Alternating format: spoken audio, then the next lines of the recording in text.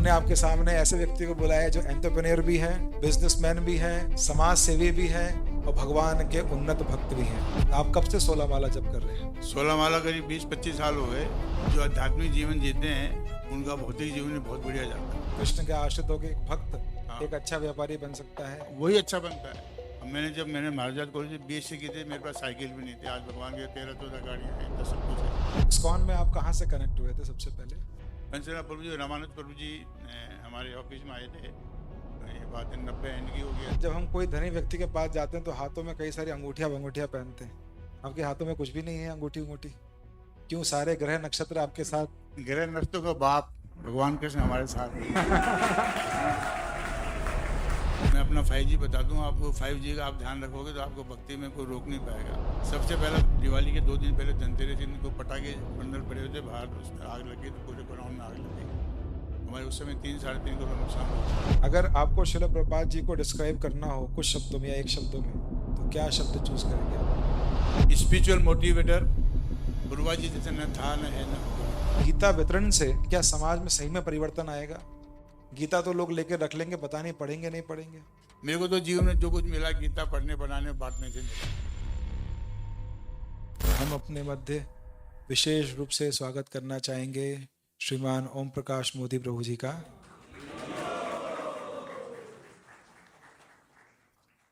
मैं संक्षेप में परिचय प्रभु जी का दूंगा। उससे पहले हम प्रभु जी का स्वागत अपने रीतिगत तरीके से एक बार महामंत्र पढ़ते हुए करेंगे। हरे कृष्णा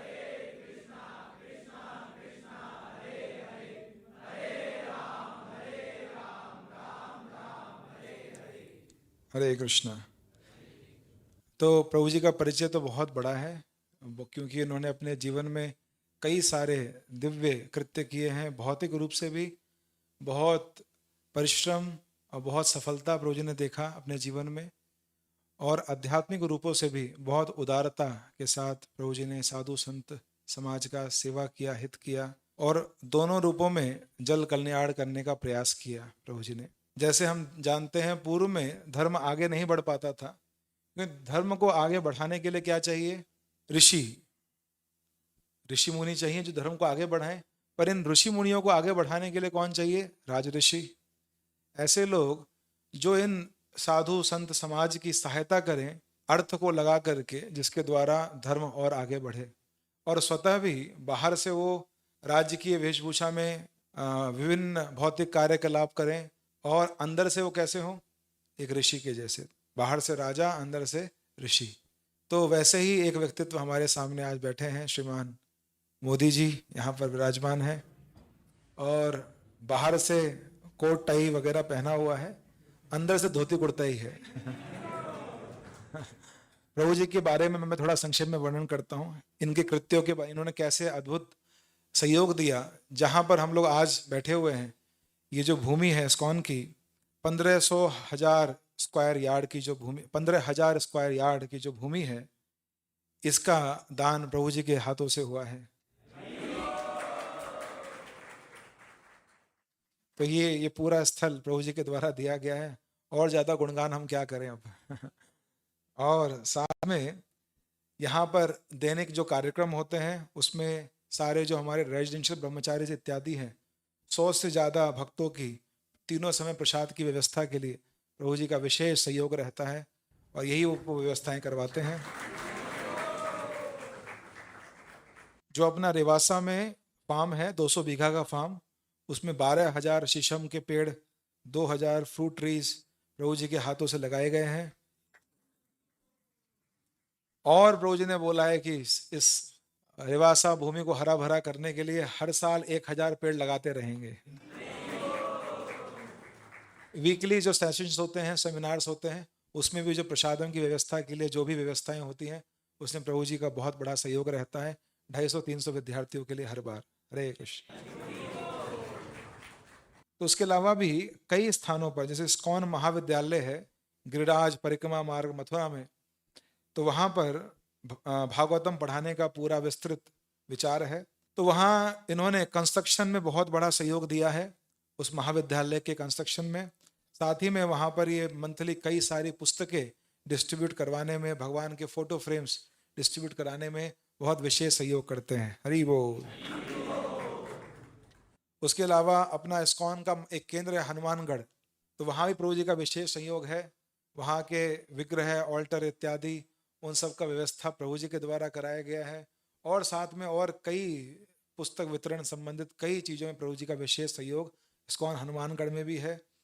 और ऐसे तो कई सारे मंदिर, यहाँ राधा दामोदर मंदिर है बनी पार्क में, उसके अंदर प्रभु जी का कंस्ट्रक्शन का, प्रसादम भागवतम सप्ताह ऑर्गेनाइज कराना, और एक हरे कृष्णा कम्युनिटी का एक सेंटर है टोंक में, तो वहाँ भी प्रभु जी ने 5 बीघा जमीन दान की है, और भागवतम कक्षाएं इत्यादि और कई सारे मंदिरों का निर्माण किया है। कई सारी गौशालाओं में बहुत विशेष सहयोग रहा है, 2-2 टिन शेड लगवाना।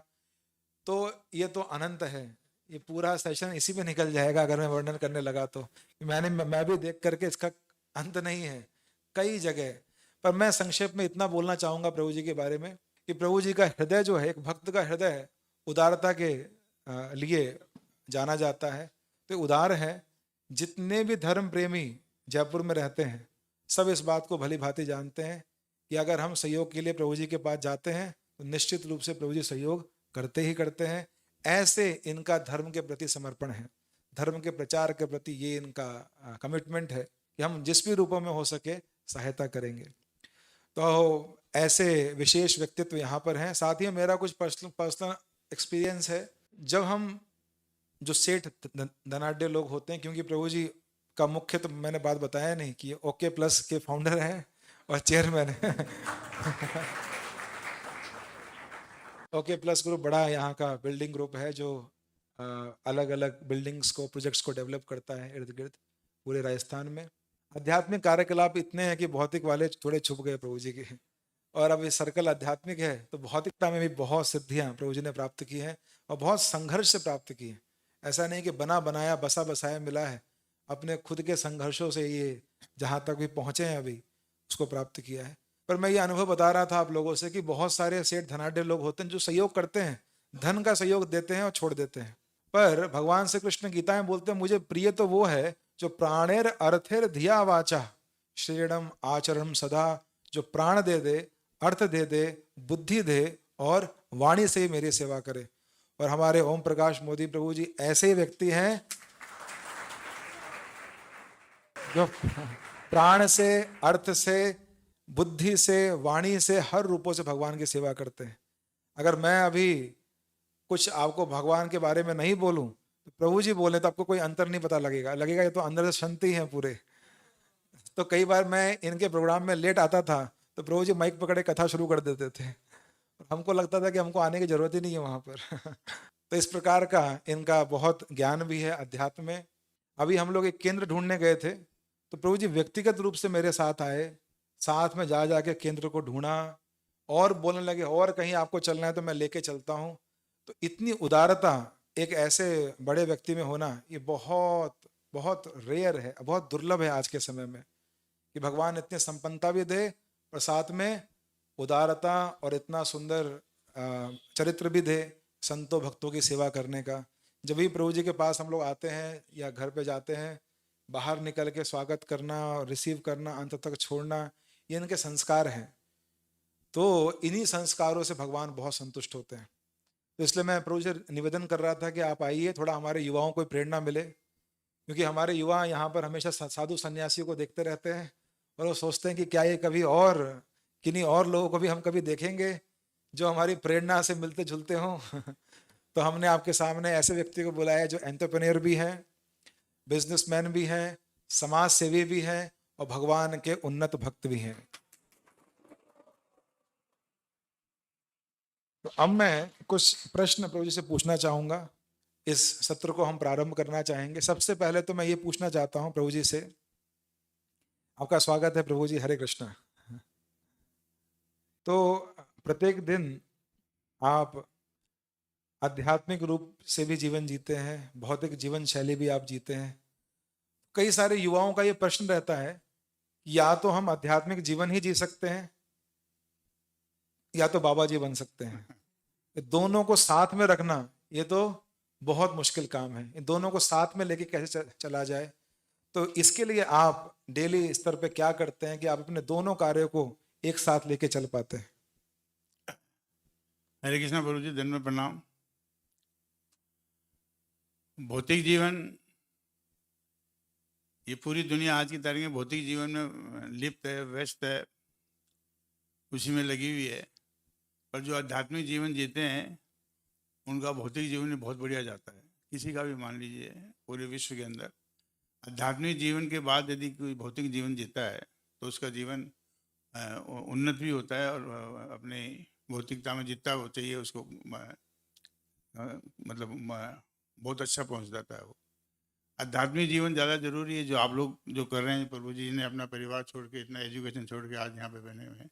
ये जीवन के साथ साथ ही आपका कोई भी कार्य आपको करना हो, व्यापारिक करना हो, सामाजिक करना हो, तो अध्यात्म के साथ में करेंगे तो आपको काम करने में ज़्यादा मजा आएगा, ज़्यादा उन्नति मिलेगी आपको। हरे कृष्णा। तो प्रभु जी का ये फर्म कन्विक्शन है, ये फर्म कन्विक्शन प्रभु जी को दोनों चीजों को बैलेंस करा देता है। प्रभुपाद जी बोलते थे आध्यात्मिक जीवन को आगे रखोगे तो भौतिक जीवन अपने आप सुगमता से आगे बढ़ता जाएगा, जो प्रभु जी का अनुभव है। मैं और पूछना चाहता हूँ कि आप 16 माला जप तो करते हैं, आप कब से 16 माला जप कर रहे हैं? 16 माला करीब 20-25 साल हो गए। अरे वो इधर हमारे भक्त 2-2 साल में परेशान हो गए हैं, 1 साल में परेशान हो गए। मेरी वाइफ भी करती है, मैं भी करता हूँ, और हमारे घर में सभी भक्ति का ही माहौल है, सब लोग। आपको कभी कभी ऐसा लगता है कि 16 माला करके 8 माला करके 2-3 लाख एक्स्ट्रा कमा लेता हूँ तो ज्यादा उन्नति हो जाएगी मेरी? जब से 16 माला, अब तो 16 से ज़्यादा ही हो जाती है, 16 माला जब से करना चालू किया तब से भौतिक उन्नति हुई, उसके पहले इतनी उन्नति नहीं हुई। अरे कभी कभी जैसे इतने व्यस्त रहते हैं, आपका परिवार बड़ा है, जॉइंट फैमिली में प्रभु जी रहते हैं, और इतना बड़ा एम्पायर है यहाँ पर ओके प्लस बिल्डिंग्स का, साथ ही में आध्यात्मिक धर्मावलंबी जो लोग हैं उनका तांता इनके ऑफिस में लगा रहता है। जैसे पांडवों के राज्य में आध्यात्मिक लोग साधु संत आते रहते थे, वैसे इनके ऑफिस में भी सारे आध्यात्मिक संत आते रहते हैं अलग अलग स्थानों से। तो इतने व्यस्तता में कभी कभी ऐसा आपको अनुभव नहीं हुआ कि 16 माला बाधा बन जाती है और किसी कार्यों में, और कभी इसको कम कर दिया जाए और ज्यादा बाकी चीजों पर ध्यान दिया जाए? कभी ऐसे चैलेंजेस फेस नहीं किया आपने? मैं 16 माला सुबह 2-2:30 बजे उठता हूँ और 4, 4:30, 5 बजे तक 16 माला कर लेता हूँ। उससे मैं कोई भौतिक वाला कोई मामला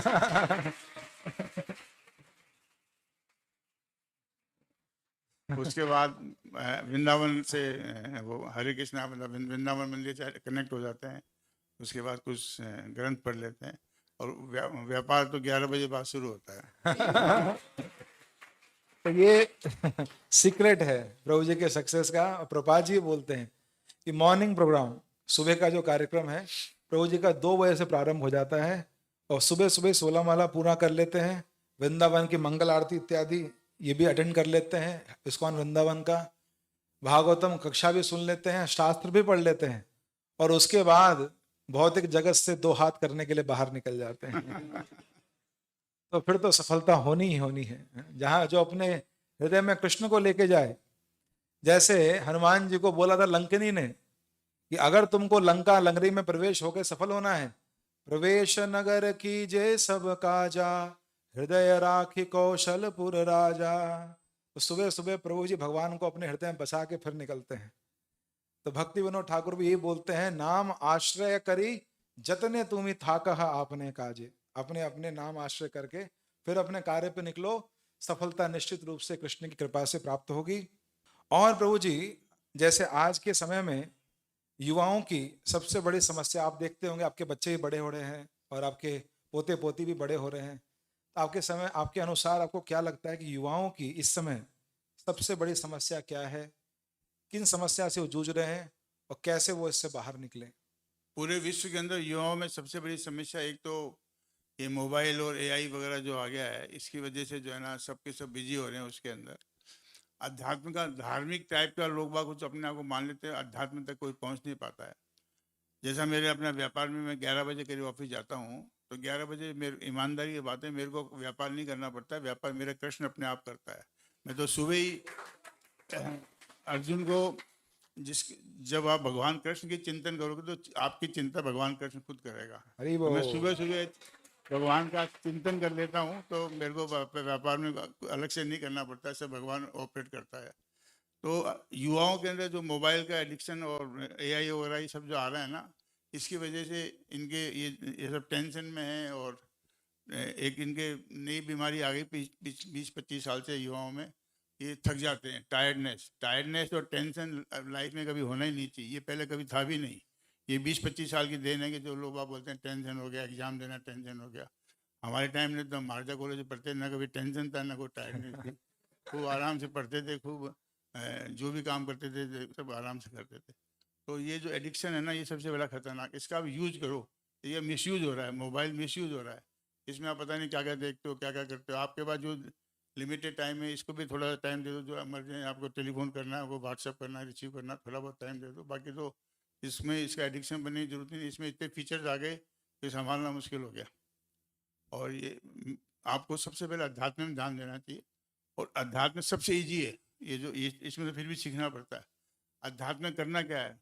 भगवान कृष्ण अपना मानना है, वो अपने हैं, अपना प्रेम शुरू से है उनके साथ। अपन किसी कोई भी दुनिया में ऐसा जीव नहीं है, कीड़े मकोड़े कोई भी जीव जंतु ऐसा नहीं है जो भगवान कृष्ण से कभी प्रेम न था। प्रेम था, है और आगे भी रहेगा, लेकिन भूल गए हैं। आप लोग युवा जो है उनको भूल चुके हो, और अपन इसमें लगे, माया के लोक में लगे, और अन्य से उठपटांग चीज़ों में लगे। इसलिए आपका आप ज़्यादा से ज़्यादा टाइम, एक बार आप आध्यात्मिक तरफ जुड़ के देखो, आपको ना भौतिक संसार में तो अपने आप सक्सेस मिलेगी। सक्सेस आपके पीछे पीछे दौड़ के आएगी। और आगे भगवान से जुड़ के तो देखो, 5 पांडु थे, 5 पांडु 100 कौरवों इसके, उनकी सेना भी 11 अक्षों ने थी। फिर 5 पांडुओं को भगवान ने बचा लिया। तो पांडवों पर कृपा करते अपने पर कृपा करेंगे, पर आप भगवान को मानो तो सही, भगवान कृष्ण को मानो, सब काम अपने आप हो जाएगा।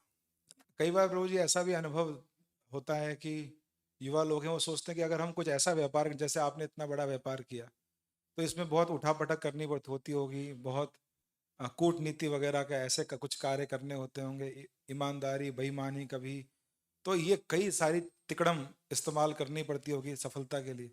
तो अगर भक्त बन गए तो ये सब तो हम कर ही नहीं पाएंगे, ये सब तो हमारे अंदर रहेगा ही नहीं। अब इसके बिना इस कलयुग में तो सफलता कैसे मिलेगी? तो इसमें आप क्या बताना चाहेंगे युवाओं को? आपके जीवन का क्या अनुभव रहा है इसमें? देखिए, एक व्यापार होता है, एक ठगी होती है। व्यापार में किसी तरह का कुछ उठपटांग करने की जरूरत नहीं होती। व्यापार मतलब बिजनेस। आप अपने आप को बिजी रखिए। आप व्यापार इसलिए कर रहे हो कि आपको परिवार चलाना है, आपको आगे कुछ तरक्की, भौतिक तरक्की करनी है। व्यापार का आप डिफाइन करें, गीता में व्यापार को डिफाइन किया हो, कहीं पे भी आप देखें, व्यापार का मतलब होता है साफ सुथरा लेन देन होना चाहिए। व्यापार वो है। बाकी जो भी कोई मिलावट करता है, उठपटांग काम करता है, गलत काम करता है, वो व्यापार ही नहीं, वो ठगी है, बदमाश है। वो ना उसको व्यापारी बोलना ही उसको व्यापार का अपमान है। व्यापार में, किसी भी व्यापार में ठगी नहीं होती है। व्यापार में नहीं होती। कोई आदमी बहुत ज़्यादा आगे बढ़ना चाहता है, कुछ करना चाहता है, तो वो उसका एक उसके भ्रम बना हुआ कि मैं गलत काम करके मैं कुछ कर लूँगा, तो या तो यहाँ पकड़ा जाएगा, नहीं ऊपर पकड़ा जाएगा। सब जगह मीटर लगे हुए हैं कि इसने क्या किया, उसने क्या किया, नहीं तो ऊपर जाके पकड़ा ही जाएगा।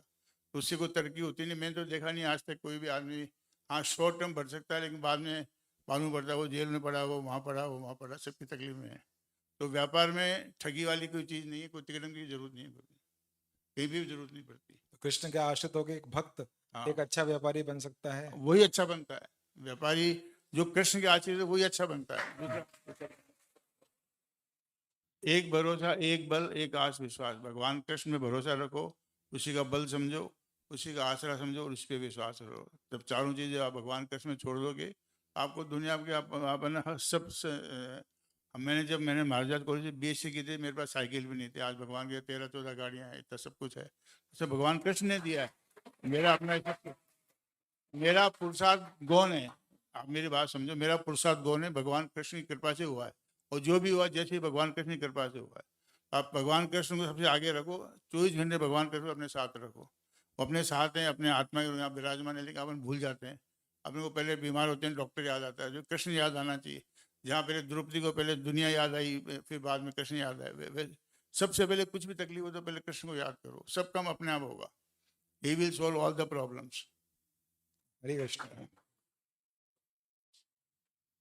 तो आपकी ये बात सुन तो इनको भी अच्छी लगी। आपने बताया पहले आपके पास साइकिल नहीं थी, इनके पास भी नहीं है। तो ये इनको बड़ा आनंद आया सुन करके। पर वो जी बता रहे हैं कृष्ण के आश्रित रहते रहते भगवान की कृपा से भक्ति को भी नहीं छोड़ा, परिश्रम को भी नहीं छोड़ा। युवाओं की समस्या बता रहे हैं, समस्या के थक जाते हैं, ब्रह्मचर्य का पालन ठीक से नहीं कर पाते, और ये जो फोन इत्यादि के इल्यूजन में बहुत ज्यादा उलझे रहते हैं। तो किसी प्रकार यहाँ से हरे कृष्ण महामंत्र का या शास्त्रों का, भक्तों का उपयोग करके यहाँ से बाहर निकलें, परिश्रम करें, तो अपने आप हमारा जो लक्ष्य है वो हमको प्राप्त होता जाएगा कृष्ण की कृपा से। अपने आप हम आगे बढ़ते जाएंगे।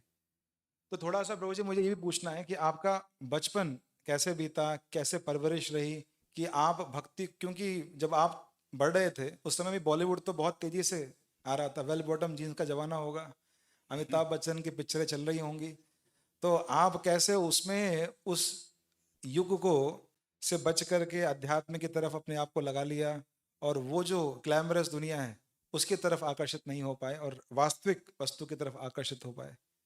गुरु जी, हम बिल्कुल साधारण परिवार से हैं। जब हम छोटे थे तो हमारे एक बेटा था मेरे माता पिता के, और मेरी 8 बहनें थी, हम 9 बहन भाई थे। और हमारी ज़रूरतें पूरी हो जाती थी, लेकिन कोई चीज़ विशेष कभी कुछ चाहिए होता वो हमारे पास कभी पूरी नहीं होती थी। 5वीं क्लास तक हम गवर्नमेंट स्कूल में पढ़े, फिर महावीर स्कूल में पढ़े। उसके बाद महाराजा कॉलेज में मैंने बीएससी किया था 1973 में।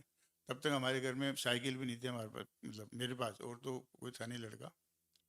धीरे धीरे देखिए, महाराजा कॉलेज में लड़के में पढ़ने वाला लड़का अध्यात्म हो जाए, संभव नहीं है। उस समय तो संभव नहीं था। लेकिन मैंने कभी आज तक नोवेल नहीं पढ़ी, मैंने कभी टाइम वेस्ट नहीं किया। मैं उस समय पढ़ता था Dale Carnegie, how to stop worrying start living, how to live win friend influence people, Swett Marden, Napoleon Hill, अच्छे अच्छे ऑथर्स को पढ़ता था।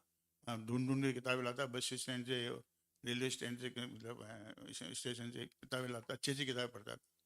और प्रभु जी, पिक्चर की बात पे तो है ना, महाराजा कॉलेज में पढ़ने वाला पिक्चर तो देखेगा देखेगा ही, बिल्कुल नज़दीक आते थे।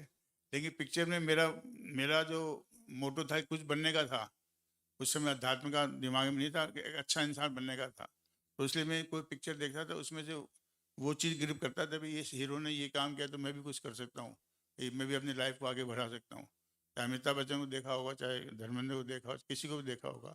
ने उस समय इंग्लिश पिक्चर भी खूब आती, वो भी खूब खूब देखते थे।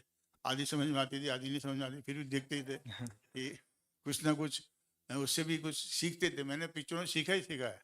पिक्चरों से कोई गलत आदत नहीं सीखी, पिक्चरों से हमने सीखा ही सीखा है। कोई भी हमारे महाराजा कॉलेज में पढ़ने के बावजूद कुछ ही तरीके को गलत, खाली 2 गलत आदत थी। एक चाट वाट खाते रहते थे, और एक पिक्चर जाते रहते थे। क्लास बंक करके पिक्चर जाते थे, लेकिन कुछ सीखने के लिए जाते थे कि भाई चलो कुछ ना कुछ सीखेंगे, हमें भी कुछ बनना है। आज के युग में किसी को 2 गलत आदत है उसको धर्मात्मा बोलेंगे। आप जिनको गलत बोल रहे हैं। तो पर बचपन में कैसे आध्यात्मिकता के प्रति आपका झुकाव बढ़ा? बचपन में तो आध्यात्मिक में नहीं थे, हम धार्मिक ही थे भाई।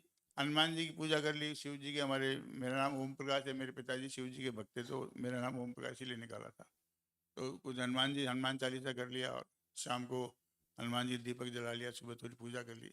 धार्मिकता ही थी, सभी देव देवताओं को मानते थे, और कृष्ण को भी मानते थे, सभी को भगवान मानते थे। और कुछ समझ में ये कुछ समझते नहीं थे। मेरी माता जी गीता पढ़ने का शौक था, वो गीता पढ़ती थी और थोड़ा बहुत कृष्ण के बारे में बताती। बाकी जब मैंने महाराजा कॉलेज से पास आउट किया, फिर मैंने व्यापार करने की, मैंने लॉ ज्वाइन किया। लॉ मेरा इंटरेस्ट आया नहीं, क्योंकि महाराजा से पढ़ा हुआ लड़का लॉ में इंटरेस्ट लेता नहीं है। लॉ में उठपटांग लग रहे, हम उस समय साधारण होते भी, हमारे जूते से लेके ऊपर तक भी वेल ड्रेस्ड होते थे, और लॉ में फिर इंटरेस्ट आया नहीं। फिर हमने खुद का व्यापार शुरू किया, तो हमने गोविंद देव जी के जाके प्रार्थना की, हमें व्यापार शुरू करना है। तो हमने गोविंद देव जी की जाना चालू किया, बिल्कुल स्वार्थ भावना से चालू किया कि गोविंद देव जी हमारे को व्यापार में आगे बढ़ाएंगे। और उस समय तक अध्यात्म का इतना वो नहीं था। फिर वहाँ जाने लगे, तो वहाँ पे साधु संत मिले, काफ़ी लोग मिले, प्रवचन सुने, श्री अतुल कृष्ण जी को सुना, श्री राम सुखदास सुना, सबको सुन के इतनी रुचि आई। फिर ग्रंथ पढ़ने लगे, किताबें पढ़ने, गीता लेके आए, काफ़ी किताबें लेके आए, गीता प्रेस गोरखपुर किताबें लेके आए। 1990 में 91 में इस्कॉन से जुड़े, 90% जो हमारा अध्यात्म में जो रुचि आई है 90 के बाद जब इस्कॉन से जुड़े हैं, उसके बाद आई है। अरे वो इस्कॉन में आप कहाँ से कनेक्ट हुए थे सबसे पहले? पंचनाथ प्रभु जी, रामानुज प्रभु जी हमारे ऑफिस में आए थे। ये बात है 90 एंड की हो गया, 91 जनवरी स्टार्टिंग होगी। तो मेरे ख्याल से जयपुर में वो आए तो शायद मैं पहला दूसरा हूँगा जिनसे मेरी मुलाकात हुई इनकी। और तब से मैं जुड़ा हूँ इनसे, फिर इनके साथ हमेशा जुड़ा ही रहा और हमने पंचनाथ प्रभु जी से बहुत सीखा। फिर 1993 में ये हमें वृंदावन ले गए थे, इनके पास जिप्सी थी, अपनी जिप्सी में बिठा के लेके गए थे। वहाँ पे कदम कानन प्रभु जी प्रेसिडेंट थे उस समय। हाँ। तो हमने उनसे पूछा कि हमें आपसे कुछ प्रश्न पूछने हैं, तो उन्होंने कहा कि मैं आपके रूम में आता हूँ। तो हमारे उस रूम में आए थे, तो हमने उनको पलंग पे बैठा दिया, हम नीचे बैठ गए। हमने कहा भाई हम भक्ति में आगे बढ़ना चाहते हैं, कैसे बढ़ें? तो उन्होंने मुझे एक ही बात की, आप ग्रंथ जो है ना भगवत गीता को पढ़ो और वो बांटो, ज़्यादा ज़्यादा पढ़ो, ज़्यादा ज़्यादा बांटो। तो तब से भक्ति की शुरुआत हुई है। इस्कॉन में आने के बाद ही और पंचनाथ प्रभु जी के साथ जुड़ा होने से, और यहाँ पे जाते रहते थे। यहाँ पे पहले किराए की मंदिर, किराए की बिल्डिंगों में चलता था इस्कॉन के छोटे छोटे सेंटर थे, वहाँ डेली मतलब संडे संडे आना जाना। और फिर गीता पढ़ी। गीता से मेन जो है ना झुकाव, गीता से आपकी भगवत गीता से हुआ है सारा झुकाव। शिल प्रभुपाद की। जय। तो भगवत गीता से विशेष परिवर्तन पढ़ करके हृदय में आया। और पंचरत्न प्रभु उस समय यहाँ थे 1991 में, प्रभु जी के ऑफिस गए और फिर मिले। फिर काफी प्रेरणा आपस में एक दूसरे को मिली और उससे प्रभु जी आध्यात्मिक जीवन में आगे बढ़े। एक और प्रश्न उठता है प्रभु जी की, जब जीवन में आजकल जो युवा लोग हैं, उतार चढ़ाव थोड़ा आता है, तो जैसे ही कुछ उतार आता है जीवन में, समस्याएं आती हैं और डिप्रेशन का शिकार हो जाते हैं, परेशान हो जाते हैं। पर ऐसा हम सुनते हैं कि जो भारतीय व्यापारी होते हैं उनकी चमड़ी मोटी होती है, वो बहुत परिश्रम करते हैं और वो सहन करते हैं चीज़ों को। तो इसमें आपका क्या अनुभव रहा कि उतार चढ़ाव को किस प्रकार से डील किया जाए? एक भक्त, ये जो युवा लोग हैं, इनके जीवन में भी काफ़ी सारे उतार चढ़ाव जीवन में आएंगे, तो आपका क्या मंत्र रहा उतार चढ़ाव के मध्य में? कई लोगों ने शायद धोखा भी दिया हो व्यापार में प्रारंभिक समय में, तो कैसे उनसे आपने डील किया? दुनिया में एक भी इंसान ऐसा नहीं जिसके जीवन में उतार चढ़ाव नहीं आया हो, चाहे वो एलन मस्क हो, चाहे वारेन बफे हो, चाहे कोई भी पॉलिटिशियन हो, सबके जीवन में उतार चढ़ाव आता ही है। जब आप जैसे मान लो आपके पास साइकिल है और आप साइकिल से जा रहे हैं, तो एक पुलिया आती है, तो पुलिया में पहले आपको जब चढ़ना पड़ता है तो आपको थोड़ा जोर ज़्यादा लगाना पड़ता है। फिर जब आपको एक समतल जगह आती है तो आपको कुछ नहीं लगाना पड़ता, अपने आप चलते। फिर जो ढलान आती है तो फिर बिल्कुल ही आप इजी हो जाते हो। तो ये पूरा जीवन इसी तरह से है। हमेशा जीवन के अंदर बीच बीच में आपको चढ़ाई भी करनी पड़ेगी, संघर्ष भी करना पड़ेगा। कुछ टाइम ऐसा आएगा जो आपको बिना संघर्ष के चलता रहेगा, कुछ टाइम ऐसा आएगा जो संघर्ष मतलब बिना संघर्ष के भी बहुत स्मूथली चलता रहेगा। तो ये जीवन है। जीवन में अच्छा, जिसके जीवन में संघर्ष नहीं आया है वो आदमी कभी सफल हुआ भी नहीं है। सफल आज की तारीख वही हुआ जिसके जीवन में संघर्ष आया है, और संघर्ष सभी के जीवन में आता है, ऐसा नहीं है एक कभी नहीं आता। संघर्ष ही जीवन है, ये मान के चलो संघर्ष ही जीवन है। जिसने संघर्ष नहीं किया उसने कुछ भी नहीं किया। तो संघर्ष को तो वेलकम करो साहब, संघर्ष भगवान की कृपा मानो कि जब किसी के जीवन में वैसे देखा जाए तो भगवान का प्रसाद होता है। जैसे भगवान का प्रसाद मिलता है, कभी आपको यहाँ पे आप प्रसाद पाते हो तो आप थोड़ी बोलते हो कि आप इसमें प्रसाद ऐसा है वैसे, जो प्रसाद मिलता है वो वही पा लेते हो। तो जीवन में जो कुछ मिलता है वो भगवान का प्रसाद मान के एक्सेप्ट करो, और उसको आप उसको जियो, भगवान को याद करते हो जियो। यही जीवन है, यही आनंद है। तो कभी कभी जीवन में असफलताएं आती हैं, तो जब हम नए नए भक्ति में होते हैं तो हम सोचते हैं कि इतना दुख असफलता आती है तो हम भक्ति को छोड़ देते हैं। सबसे पहले हम समय जो भक्ति का है वो कम कर देते हैं या छोड़ देते हैं उसको। तो ऐसे कुछ क्षण जीवन में जरूर आए होंगे जब बहुत बड़ी बड़ी असफलताएं भी हाथ में हाथ लगी होंगी और मन खिन्न हो गया होगा। तो उस समय आपने कैसे अपने आप को भक्ति में बनाए रखा और कैसे आगे बढ़े और कैसे इतना आध्यात्मिक कार्य करने का आपको उत्साह मिला? उस समय आपने क्या किया?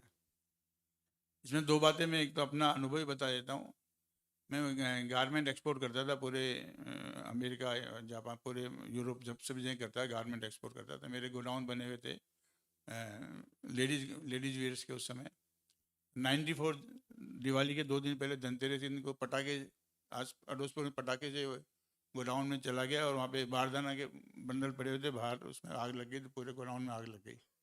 हमारे उस समय 3-3.5 करोड़ नुकसान हुआ था। अखबार में काफ़ी आया था। 96 राउंड्स ऑफ फायर ब्रिगेड लगे थे उसको बुझाने के लिए।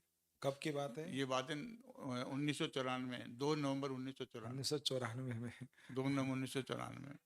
तो मैं सुबह 8 बजे तक काफ़ी 100-200 लोग इकट्ठे हो गए थे, फायर ब्रिगेड राउंड चल रहे थे। मैं ना बाहर जो है ना गार्डन में तो नल लगा हुआ था, वहीं पे कपड़े ले जाके वो स्नान कर लिया वहीं पे जा कर के। और मेरा दोस्त था तो गाड़ियाँ काफ़ी लग गई थी वहाँ पे, तो चौराहे पे था वो, मिलने आया तो मैंने कहा तुझे गाड़ी घुमा। मैं गोविंद देव जी का रेगुलर जाता हूँ, अब तो रात दामद जाने लगा। मैं गोविंद देव जी के पास गया, मैंने किसी को कुछ नहीं बोला। गोविंद देव जी मैंने कहा कि भाई पहले आपको जब लेना ही था आगे लगानी तो मेरे को दिया ही क्यों था, इतना सब कुछ दे करके। उस समय थोड़े आंसू आए भगवान के सामने कि जो भी स्थिति थी उसे संभाल लिया। जिसके जीवन में संघर्ष नहीं है वो कभी मजबूत बन नहीं सकता। अनुभव आपको संघर्ष से ही मिलेगा, नया नया आपका, आपकी मजबूती, आपकी मानसिकता मजबूती आपको संघर्ष में लेके आएगी, आपकी तकलीफों में लेके आएगी। और अस्पताल के बाद आप कोई चीज़ छोड़ दोगे तो वो आपकी कमजोरी है, आपको तो उससे सीखना चाहिए। हर आदमी अपने अपने जीवन में जो तकलीफें आती हैं, दुख आते हैं, उससे अपने को सीखना चाहिए। और भगवान कृष्ण को मानते रहो तो आप यूँ मान के चलो कि दुख और सुख से भगवान का दिया हुआ प्रसाद है। अपना खुद का प्रारब्ध भी होता है, उसके अनुसार आदमी सुख दुख भोगता ही है। जो भोगना उसमें कहीं कहीं अपने को, बल्कि तकलीफ के बाद या असफलता के बाद तो ज़्यादा मजबूत हो गया आना चाहिए कि भाई चलो कोई आज ही हो गया, कोई बात नहीं, अब मैं और मेहनत करूँगा और आगे बढ़ूँगा। हरे कृष्णा। तो जैसे युवा लोग सब, ये लोग सब भक्तिमय जीवन को अंगीकार करके आगे बढ़ रहे हैं, तो आपका ही 25 साल का अनुभव है, तो कई बार हम भक्तिमय जीवन में भी कुछ गलतियां करते हैं, फिर सीखते हैं, ऐसे ही जीवन आगे बढ़ता है।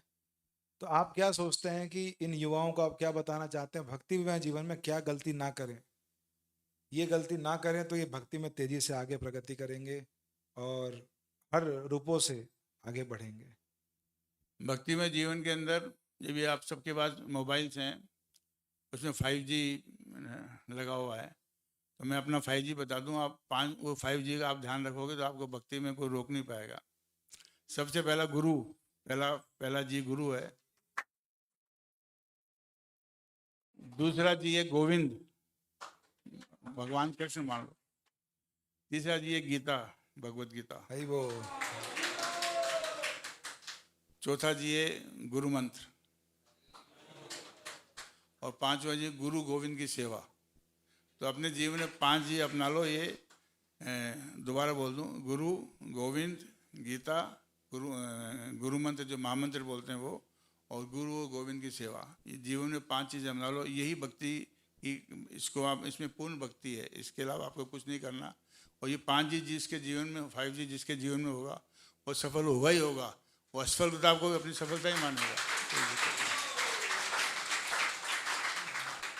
तो ऐसा क्या है जो आप बताएंगे कि आध्यात्मिक जीवन में ये ना किया जाए?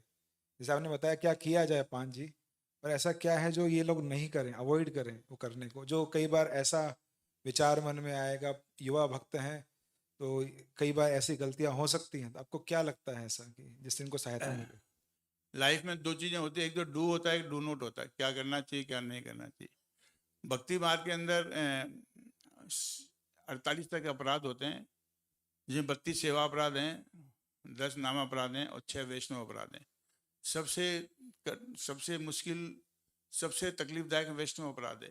जरा सा वैष्णव अपराध है, सांप सीढ़ी का खेल खेला हो आपने कभी, तो जैसे अपन ऊपर गए 97-98 पहुँच गए और फिर कोई वो हो गया तो सांप नीचे ले जाता है। तो वैष्णव अपराध से आप बच के रहिएगा। मुख्य वैसे तो 48 सभी, लेकिन वैष्णव अपराध से बच के रहिएगा। अब अपन दर्शन कर रहे हैं, ज़्यादा टल्ला लगा दिया आप आगे निकलने के लिए, मतलब वैष्णव अपराध तो आप 6 हैं मात्र, उनको आप अच्छी तरह समझ लो। एक वैष्णव अपराध आपकी जीवन की कई सालों की तपस्या, कई सालों की भक्ति आपको नष्ट कर सकती है। इस पर विशेष ध्यान दो। वो अपने डू नोट के अंदर सबसे पहले वैष्णव अपराध हैं 6, और वो आप उस पर ध्यान रखो। जरा सा भी स्वप्न में भी किसी भक्त का अपराध ना हो जाए। स्वप्न में भी, हकीकत में नहीं, स्वप्न में भी किसी भक्त का अपराध ना हो जाए। वैष्णव अपराध बहुत खतरनाक है। जब आप देखो दुर्वासा जी ने वैष्णव अपराध किया, अम्बरीश जी तो 1 साल तक चक्कर ही काटते थे। जिस चीज ने जहाँ जहाँ जो वैष्णव अपराध किया, तो ये सबसे खतरनाक है। उसका विशेष ध्यान रखो। आप भक्ति चाहे थोड़ी ज्यादा कम भी कर लें, लेकिन वैष्णव अपराध नहीं होना चाहिए, वरना आपको सीधा ऊपर से सीधे नीचे गिरा देगा आपको। बहुत ध्यान रखो, वैष्णव अपराध से बचना चाहिए। तो वैष्णव अपराध से बचना चाहिए, वैष्णव के हृदय को नहीं दुखाना चाहिए। वो हर व्यक्ति जो नाम जप करता है, गंभीर है भक्ति में, वैष्णव है, तो उसको सम्मान देना चाहिए। और मैं ये भी आपसे पूछना चाहता हूँ कि अभी युवाओं को समस्या होती है सुबह जल्दी उठने में, रात में जल्दी सोने में, तो इसका कितना महत्वपूर्ण भूमिका है अध्यात्म, क्या इसकी भूमिका है कुछ आध्यात्मिक जीवन में और सफल होने में, कि ये सब कहने की बात है कि आप रात में जगते भी रहो तो भी कोई समस्या नहीं है? आपका क्या अनुभव रहा है इस पर?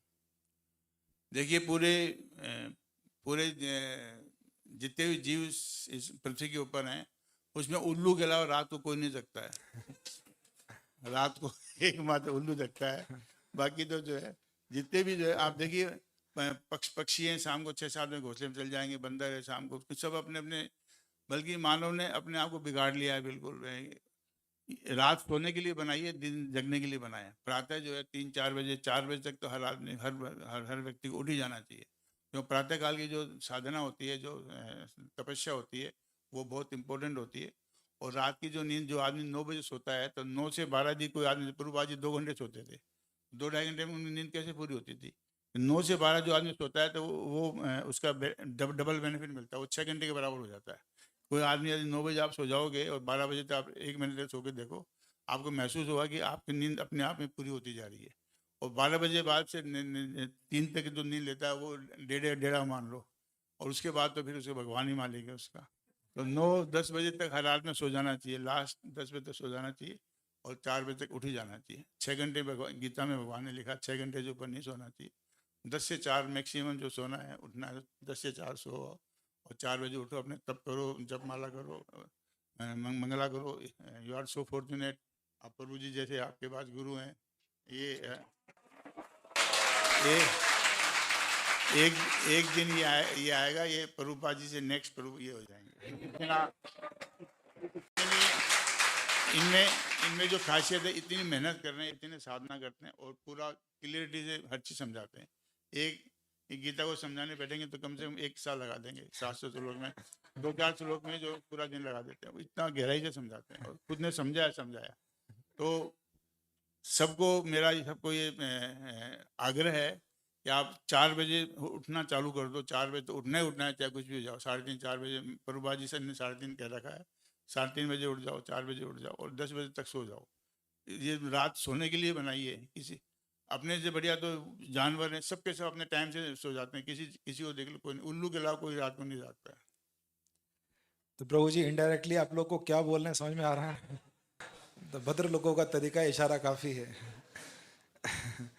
आपने शिल प्रभुपाद जी के बारे में बताया कि शिल प्रभुपाद जी भी ऐसा कहते हैं, तो शिल प्रभुपाद जी के जीवन से आपको सबसे विशेष प्रेरणा क्या मिलती है? उनके जीवन के बारे में आपने सुना होगा, तो क्या सबसे विशेष प्रेरणा मिलती है?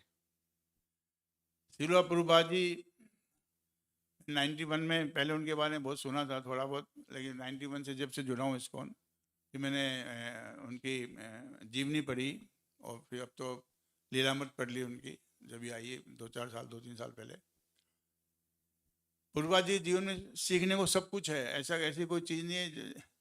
दुनिया का सबसे बड़ा मतलब one of the best motivation speaker, motivation गुरु कोई हो सकता है तो प्रभुपाद जी हो सकते हैं। इसके अलावा जितने मोटिवेशन स्पीकर करोड़ लाखों लोग रुपए लेते हैं, ये सब के सब उसके सामने 1% भी नहीं है प्रभुपाद जी के सामने। प्रभुपाद जी के जीवन के संघर्ष में उन्होंने उनके संघर्ष में क्या नहीं किया। और आप देखिए 69 के एज के अंदर वो जा रहे हैं, 35-37 दिन की कार्गो शिप में 2 बार हार्ट अटैक आ गया।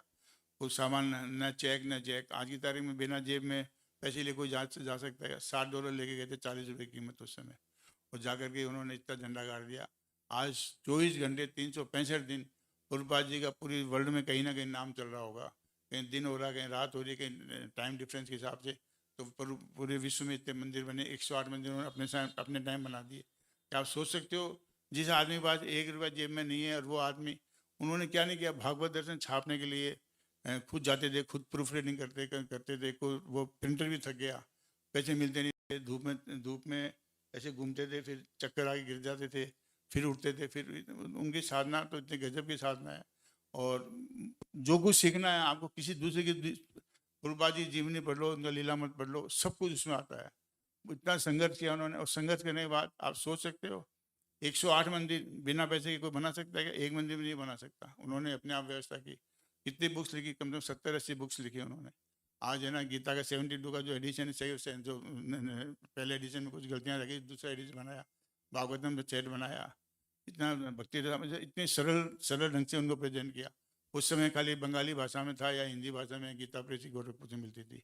उन्होंने पहली बार विश्व के अंदर भागवतम एज इट इज यथारूप भागवत उन्होंने बनाई। उन्होंने अपने अपने अपने से बना के दी। तो प्रभुपाद जी तो सीखने लायक, एक पूरी किताब में एक तो सब कुछ सीखने लायक ही उनके लिए। उन्होंने क्या नहीं किया, मतलब आप देखिएगा, आप सोच सकते हो, आपको ये पता नहीं है कि प्रभुपाद जी यहाँ है कि वहाँ है कि वहाँ है कि, पता ही नहीं किसी को। वहाँ पे भी है, वहाँ पे भी, वहाँ पे मंदिर का उद्घाटन भी कर रहे हैं, आप किताब भी लिख रहे हैं, और कितने 22,000 पेजेज उन्होंने लिखे हैं यहाँ। इतना इतना सब कुछ किया उन्होंने। तो मेरे हिसाब से तो प्रभुपाद जी जैसा तो मैं न था न है न होगा। प्रभुपाद जी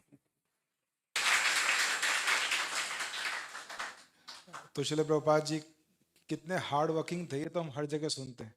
श्रील प्रभुपाद जी ने बहुत कठोर साधना तपस्या की, कृष्ण भावनामृत को लोगों तक पहुंचाने के लिए, जन जन तक जाने के लिए। उनका पहले का जीवन भी जब सफल नहीं हुए थे, और जब सफल हो गए उसके बाद का जीवन भी, दोनों ही उतना ही प्रेरणादायक है सही भक्तों के लिए। तो अभी विशेषकर ये मैराथन का महीना चल रहा है पुस्तक वितरण का। श्रील प्रभुपाद जी का आदेश है कि इस महीने में, कल गीता जयंती आ रही है, भगवान ने कल के दिन ही मोक्षदा एकादशी के दिन इस भगवत गीता को कहा था। और ये गीता जयंती जो महोत्सव है, ये भगवान की सबसे बड़ी करुणा है। अर्जुन के माध्यम से जो सभी जीवों को ये भगवत गीता भगवान बांटना चाहते हैं, भगवत गीता का ज्ञान देना चाहते हैं। तो भगवान की हार्दिक इच्छा कृष्ण जो है गीता के अंत में व्यक्त करते हैं कि जो व्यक्ति ये संदेश दूसरों को पहुंचाएगा वो मुझसे मेरा सबसे प्रिय हो जाएगा। और श्रील प्रभुपाद भी हमसे चाहते हैं, अगर आप मुझे प्रसन्न करना चाहते हो तो मेरी पुस्तकों को लोगों तक पहुंचाओ। तो मैराथन का समय चल रहा है, आप सब लोग भी मैराथन में भाग ले रहे हैं, पार्टिसिपेट कर रहे हैं। कितने लोग जाते हैं मैराथन में पुस्तक वितरण के लिए? शुरू कर दिया आपने पुस्तक वितरण कितने लोगों ने? और कितने लोग शुरू करने की योजना बना रहे हैं कि हम शुरू करेंगे कुछ ना कुछ पुस्तक वितरण में? तो हमारे साथ अभी इस्कॉन जयपुर के नंबर 1 बुक डिस्ट्रीब्यूटर बैठे हुए हैं। हर साल नहीं, हर महीने प्रभु जी सैकड़ों हजारों की संख्या में पुस्तकें वितरण करते हैं। और तो श्रील प्रभुपाद जी की पुस्तकों में ऐसा क्या विशेष है, और क्या पुस्तकें गीता वितरण से क्या समाज में सही में परिवर्तन आएगा? गीता तो लोग लेकर रख लेंगे, पता नहीं पढ़ेंगे नहीं पढ़ेंगे, पर क्या परिवर्तन आएगा लोगों के जीवन में गीता बांटने से? भगवत गीता के अंदर 17 अध्याय तक तो भगवान ने गीता बोला है। 18वें अध्याय में कंक्लूड किया है, और कंक्लूजन के बाद में एक 18वें का 68वां 69वां श्लोक है जो प्रभु जी ने अभी बताया है। वो उसमेमें लिखा है कि जो मेरे गीता का ज्ञान लोगों को तक पहुंचाता है वो मुझे सर्वाधिक प्रिय था, है और रहेगा। ये उसमें लिखा हुआ है 18, 68, 69। देखिए गीता एक ऐसा है, गीता की भूमिका में लिखा हुआ है कि यदि किसी को दो बातें अलग अलग है, भगवत प्राप्ति अपने ऑलरेडी है, क्योंकि अपने भगवान अपने 24 घंटे साथ रहते हैं। अपन जहाँ पे भी जाएंगे भगवान हमेशा साथ हैं। जीव के साथ हमेशा भगवान यूँ है। अपन ने क्या है कि माया की तरफ मुख किया हुआ है, भगवान को पीट कर रखा है, लेकिन भगवान हमेशा साथ रहते हैं।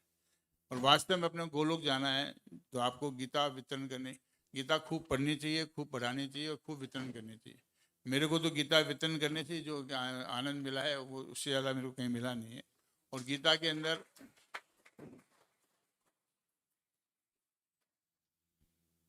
कोई भी काम करो, देखिए इसमें 18 का 65वां श्लोक है, उसमें 4 बातें बताइए। उसमें सबसे पहले लगा मन मुझ में लगा।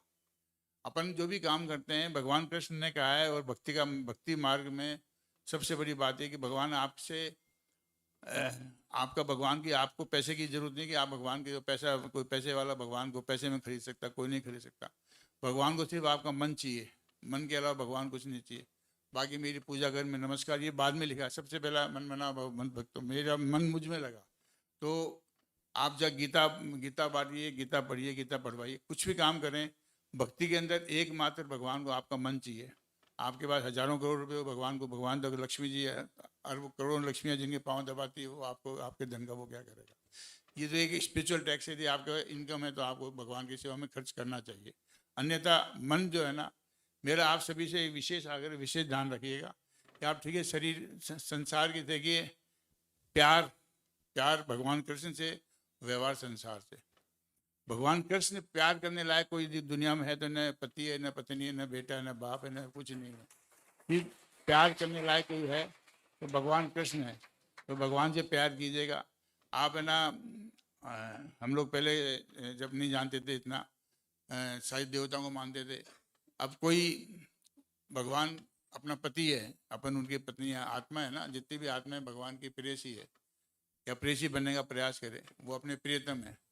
कोई भी पति ये चाहेगा कि उसकी पत्नी जो है ना दूसरे तीसरे के पास जाए, कोई नहीं चाहेगा ना। तो भगवान को अपन पति मान लो, वो अपने अपन उनकी पत्नी है। तो ये मान के चलो कि अपन जगह जगह देवताओं के पास जाते फिरते हैं, वहाँ जाते हैं, वहाँ जाते हैं, ठीक है, प्रणाम कर लो, रास्ते में कहीं प्रणाम कर लो, लेकिन जाना भगवान, अकेले भगवान को ही माना। माम एकम शरणम व्रज, मेरे एकम का मतलब मेरे ही, ये नहीं है भी नहीं है। आपने सब जगह भी लगा दिया, हनुमान जी भी, गणेश जी भी, वो भी नहीं। भगवान ने कहा मेरे एक के शरण में आओ। और मेरे एक के शरण में आने का मतलब ये है कि भगवान के अंदर पूरा मन लगा दो, और आप ये पुस्तकें वितरण करो, आप गीता की वितरण करो। फॉर्चुनेटली आप देखिए कि ये 220 रुपये में गीता है। कोई आपने लिखना चाहे, लिखवाना चाहे तो 220 में, ये 400 500 वो गीता आ रही है जो साधारण लोगों की लिखी हुई है। तो ज़्यादा से ज़्यादा आप ये, कोई आदमी एक कार्टून बांट सकता है, वो 2 की कोशिश करे, तो 2 बांट सकता है, वो 5 की कोशिश करे, 5 बांटता है, 10 की कोशिश करे।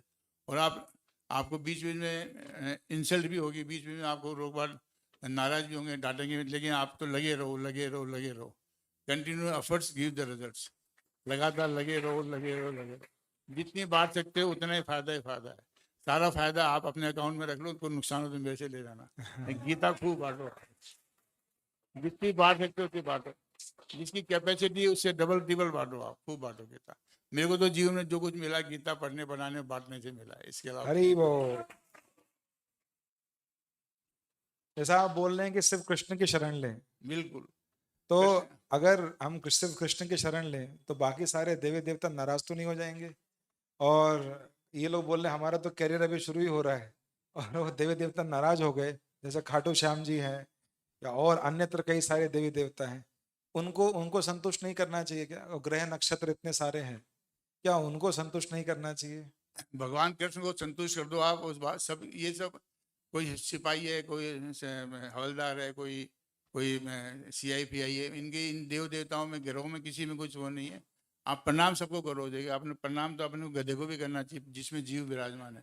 नहीं, प्रणाम सबको करो ऐसा, क्योंकि उसको नहीं कर रहे हो, उसमें विराजमान भगवान के आत्मा को कर रहे हो।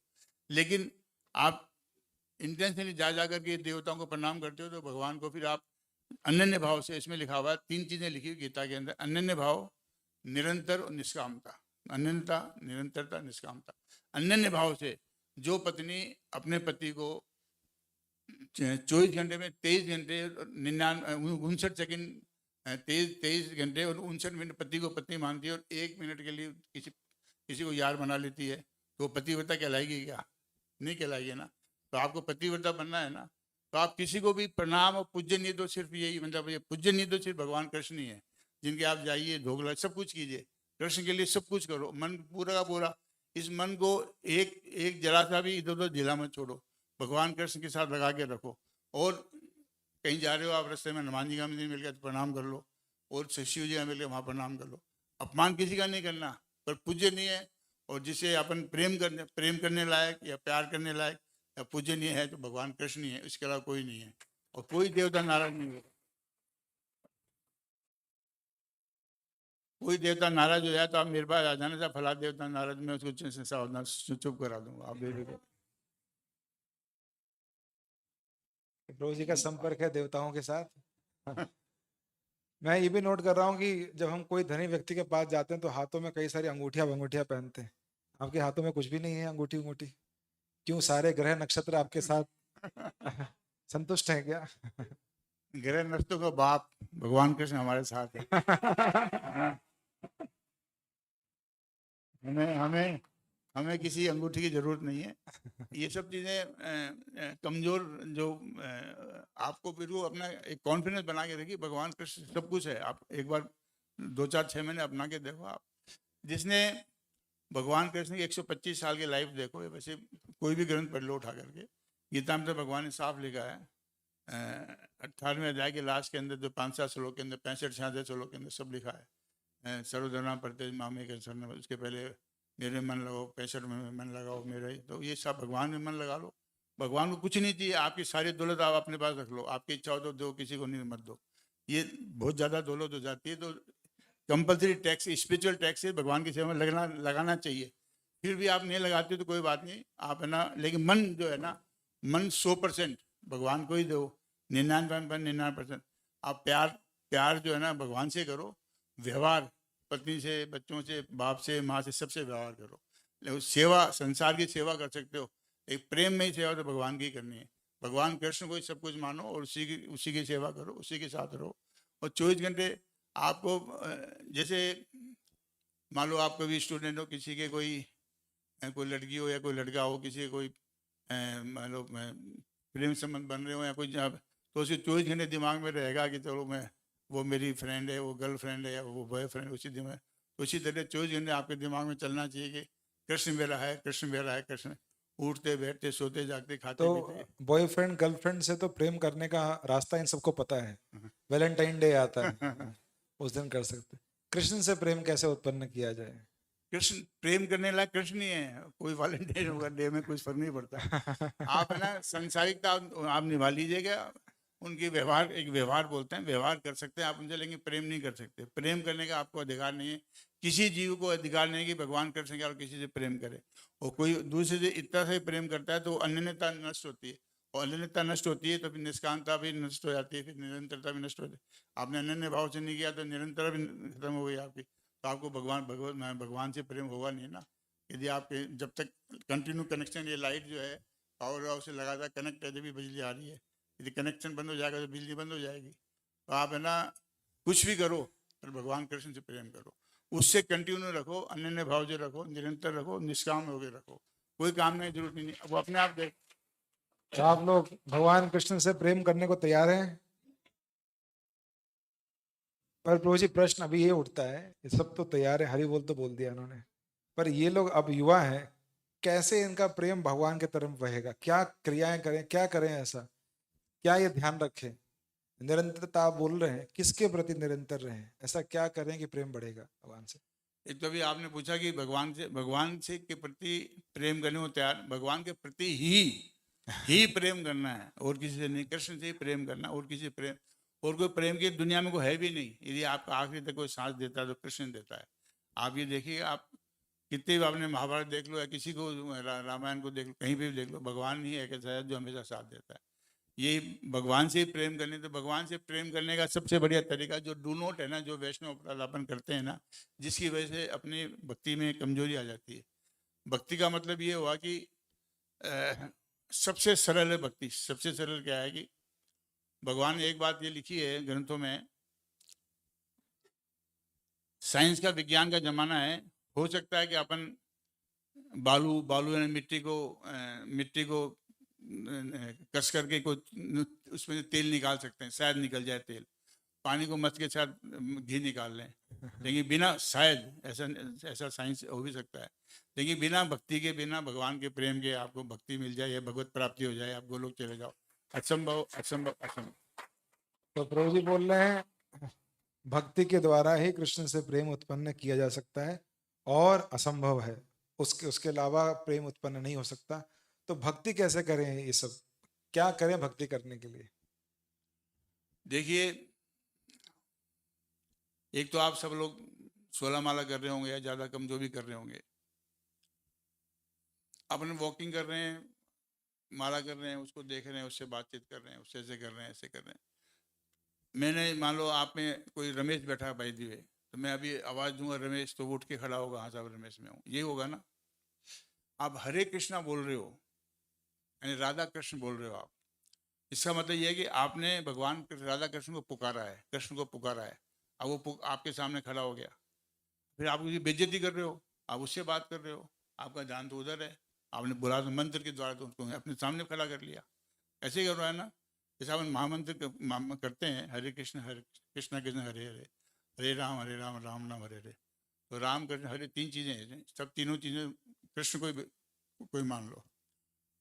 अपन ने अपने घर में किसी वीआईपी को बुला लिया, मान लो अपने घर में अपने मुख्यमंत्री को बुला लिया और उसको बुला कर उसको खड़ा कर दिया, और फिर आप इधर देख रहे हैं उधर देख रहे हैं और काम कर रहे हैं, तो वो मुख्यमंत्री बोले मेरे को बुलाया भी क्यों भाई, ये बोलेगा मेरे को बुलाया तो मेरे को सम्मान तो मिलना चाहिए ना।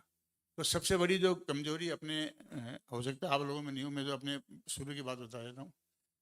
अपन महामंत्र तो कर लेते हैं, 16 माला भी कर लेते हैं, ज़्यादा भी कर लेते होंगे, अपना मन नहीं रहता, मन लगा के रखो आप, मन अपना एक्स्ट्रा माला 16 माला तो मेरे हिसाब से 16 माला तो आपको सुबह 4 से 6 बजे तक कर लेनी चाहिए, जो सुबह का टाइम है, अकेले, बिल्कुल अकेले कमरे में अकेले बैठ के चुपचाप, न इधर देखो न लेफ्ट देखो न राइट देखो, भगवान की माला कर लो। उस समय ये ध्यान रखो कि आप या तो आप भगवान का चित्र सामने रखो, या उस जो शब्द जो आप बोल रहे हो उस शब्द पे लगातार आप श्रवणम कीर्तनम स्मरणम तीनों चीज़ें साथ साथ चलनी चाहिए। आप उसको शब्द को सुनो और मुझसे बोल भी रहे और स्मरण में भगवान रहे, इस तरह से आप करोगे ना, तो आप है ना बहुत जल्दी आपको भक्ति मिल जाएगी। अब अपन 16 माला भी कर रहे हैं, ध्यान भी इधर उधर है, तो अपन टाइम भी वेस्ट हो रहा है। टाइम मतलब क्या है कि जितने टाइम आपने भगवान के मन लगाया उतना ही आपका कनेक्ट हो पा रहा है, बाकी हो भी नहीं पा रहा है, और अपना ध्यान इधर उधर है। इसकी वजह से है ना भक्ति के अंदर वो बिल्कुल डाइल्यूट हो जाता है, वो 10% 5% भक्ति रह जाती है। 16 माला करके भी 2 घंटे लगा भी दिए, फिर भी उसका कोई रिजल्ट नहीं निकला, क्योंकि अपन ने भगवान की तरफ ध्यान दिया ही नहीं। भगवान आप ये मान के चलो, जब आप किसी का नाम लेते तो भगवान ने का नाम ले तो भगवान आपके सामने खड़े हो गए आकर के, आपने हरे कृष्णा बोलते भगवान आ गए, हरे बोलते भगवान आ गए, और फिर आप भूल गए, फिर आप इधर उधर काम में लगे, वो जब कर रहे हो और वहाँ जा रहे हो और वहाँ जा रहे हो वहाँ जा रहे हो, तो इससे तो होता नहीं। भक्ति के को कंसंट्रेट करने के लिए आपको 2 घंटे जो जितना भी जप करते हो आप पूरा बिल्कुल अकेले अंधेरे के अंदर बैठ के बिल्कुल भगवान के एक एक शब्द पे ध्यान रखते हुए, या भगवान के सामने चित्र रखते हुए आप मंदिर में आके करो, चुपचाप सामने बैठ जाओ, भगवान को देखते रहो, अंत करो।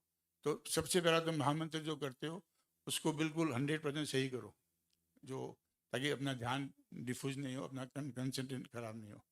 नंबर 2, जो ग्रंथ पढ़ते हैं, जैसे आपने भगवत गीता पढ़ी, भगवत गीता पढ़ने वाले हिंदुस्तान में तो कम से कम लाखों लोग ऐसे हैं जो 700 श्लोक, हजारों तो होंगे जो 700 श्लोक ऐसे पट पट पट पट पट पट पट पट पट बोल देंगे। अब वो बोलेंगे साहब 18 शरण बोले सर्वधर्मान प्रत्येक मामे के शरण, वो अपने के लिए बोल रहे हैं कि आप मेरे शरण में आ जाओ, अरे ये भगवान ने बोला है। अब वो ऐसे ही बोलते हैं ना, अब उनसे पूछे इसका मतलब क्या है, मतलब तो पता नहीं हमारे को, तो अपन भी ऐसे ही पढ़ रहे हैं। मैं फिर दोबारा बोल रहा हूँ, मैं अपनी बता रहा हूँ, आपका मुझे पता नहीं है। तो अपन कोई भी ग्रंथ पढ़ें उसको अच्छी तरह पढ़ें।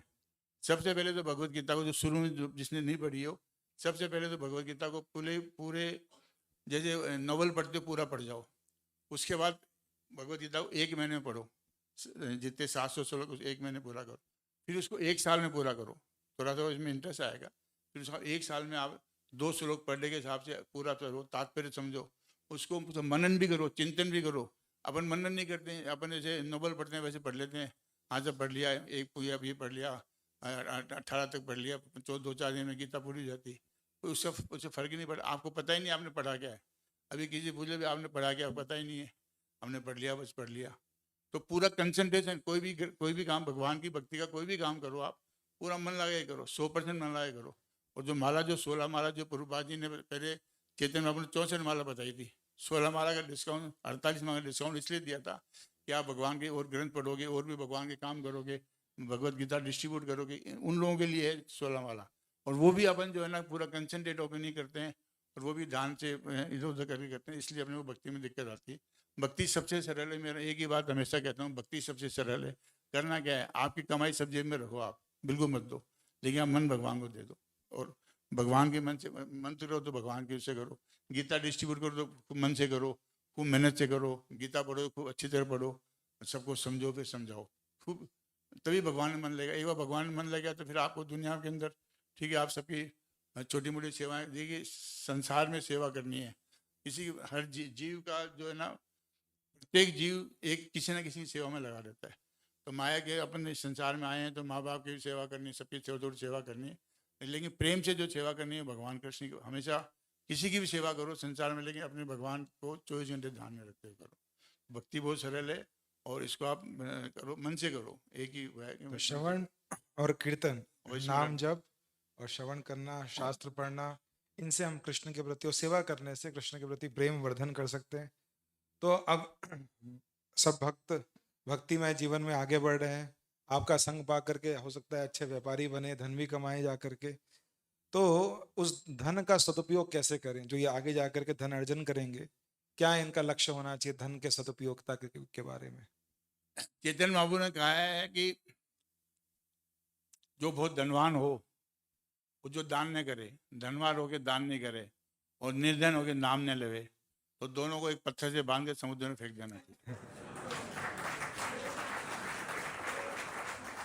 तो भगवान ने धन दिया तो अपनी न्यूनतम आवश्यकताओं को पूरा करके धन का ज़्यादा ज़्यादा ठाकुर जी और भगवान के भक्तों की सेवा में खर्च करो। भगवान ने कहा कि मैं भक्तन का दास, भक्त मेरे मुकुटमणि। भगवान के जो भक्त हैं वैष्णव जो है ना, उनमें जो उनकी सेवा में जो खर्च करते हो उससे भगवान बहुत ज़्यादा खुश होता है। तो किसी के पास भी यदि आप खूब पैसे वाले बनो, खूब आगे अच्छा पैसा कमाओ, लेकिन पैसा ज़्यादा ज़्यादा कमा के ठाकुर जी की सेवा में खर्च करो, ठाकुर जी भक्तों की सेवा में खर्च करो। किताबें खरीदो, 100 कार्टून, 50 कार्टून, 20 कार्टून, 10 कार्टून खरीदो, वो खूब बांटो, निःशुल्क बांटो, मंदिर को डोनेट करो, मंदिर के जितने भी इस्कॉन मंदिर हैं सब में जरूरत है रुपए की, वहाँ डोनेट करो। अपने ऊपर न्यूनतम खर्च करो, पैसा वेस्ट मत करो, क्योंकि तुम्हारी अपनी हार्ड एंड मनी होती है, वो तुमने अपने पैसा मेहनत करके कमाई है, उसका अपने ऊपर कम से कम उपयोग करते हो, ज़्यादा से ज़्यादा भगवान और भगवान के भक्तों में ज़्यादा खर्च करो। ज्यादा से ज्यादा भगवान पे भक्तों पे खर्च कर दिया, हाँ बिल्कुल, तो कहीं हमारे पास अभाव तो नहीं हो जाएगा चीजों बिल्कुल का? नहीं, अभाव नहीं होगा। अभाव कैसे होगा? यदि आपने ना यहाँ पे पपीते का बीज बोया है तो आप उसमें पपीते का फल निकलेगा नहीं निकलेगा? तो जितना बांटोगे उतना तो बटोरोगे, 100 गुना बटोरोगे, बिना बांटे कोई नहीं बटोरोगे। बांटते जाओ, देखिए जितना बांटोगे उससे 100 गुना बटोरोगे, पक्की बात है। बिना बांटे आप सोचोगे आपका पैसा आज कोई नहीं आएगा। और देखिए 3 तरह से होता है, एक तो 3PPP है, एक प्रारब्ध से, एक प्रारब्ध अपना काम करता है, एक पुरुषार्थ जो वर्तमान में जो पुरुषार्थ वो काम करता है, तीसरा प्रभु कृपा, भगवान की कृपा। तो प्रारब्ध में तो दिमाग लगाना नहीं, तो जो है वो है, जिसका जो है वो है, उसमें तो अपन को आगे पीछे कर नहीं सकते। और पुरुषार्थ जो है ना, पुरुषार्थ का मतलब ये है कि भगवान की भक्ति, जो पुरुषार्थ निष्काम भाव से जो सेवा लिखी है गीता में, तो पुरुषार्थ वो करना है जो जो भगवान के लिए करना है। जब भगवान के लिए अपन पुरुषार्थ करेंगे, अपना जीवन भगवान को दे देंगे, तो भगवान अपने इतना देंगे, अपने कोई कमी नहीं होगी, अपने को ये सोचना पड़ेगा कहाँ लगाएं, क्या करें इसका। ये हकीकत बात है, हकीकत बात। तो जो प्रभु कृपा जो आएगी बाद में, तीसरा पी जो आएगा, वो पुरुषार्थ जो अपने भगवान के लिए पुरुषार्थ करेंगे ना, उसी से आएगा। तो अपने को दो ही प्रारब्ध अपने हाथ में नहीं है, पुरुषार्थ अपने हाथ में है, वो किए जाओ, भगवान के लिए किए जाओ। आज तक दुनिया में ऐसा एक भी आदमी नहीं हुआ कि भगवान के यहाँ कोई दिवाला थोड़ी निकल रहा है कि आप उनके पैसा खर्च कर रहे हो वो आपको देंगे, रिटर्न नहीं देंगे।